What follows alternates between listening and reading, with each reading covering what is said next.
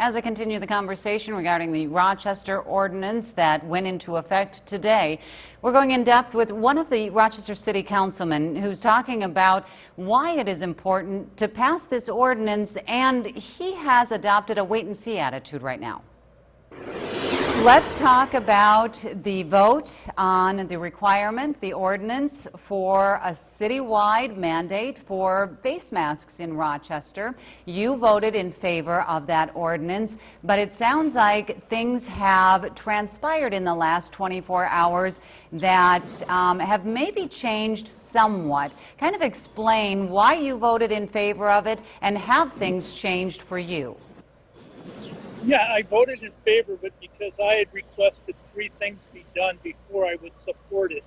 One, I wanted to know what metrics they were using so that we had something consistent that we could talk to the public about.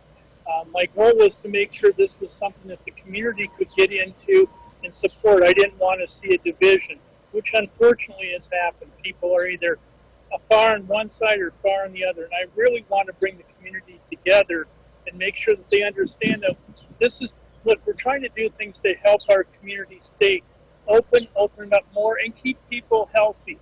But it didn't seem to go as well as I hoped. So I was looking for metrics. Number two, I wanted this to be where the shops, the retail, the restaurant, the bars took care of it themselves.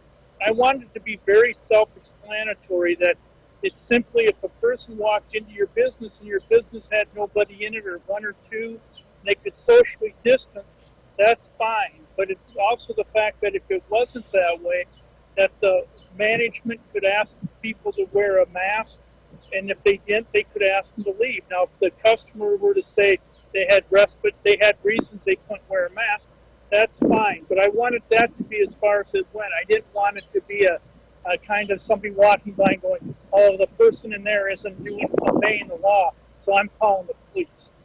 The third thing I wanted is I didn't want the police to have to get involved in this at this time. This should be something that we want to do as a community to make sure that people are healthy, and that we're doing everything we can to make sure that people stay healthy. Not only them, but ourselves.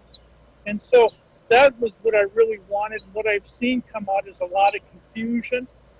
I'm not going to say I want to see a change right now, because I don't need people jumping on the fence thinking that if they change my vote, that'll change the way this all went. It was a 6-1 vote. So my thing is, I'd like to see it go for a couple of weeks. Let's see how it has an impact on the numbers. Let's see how people adjust to it.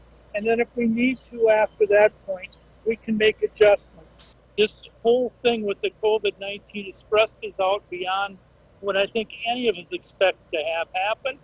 I think when this initially started, everybody thought we'd be in it for 2-3 weeks. It'd go away and we'd all be fine. Unfortunately, the COVID is not going to go away.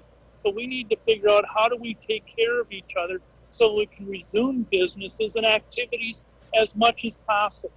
And that's what we need to do, is just take a breath, not pick words out of this thing, and see if we can't work it out with each other. We want to make sure everybody does well.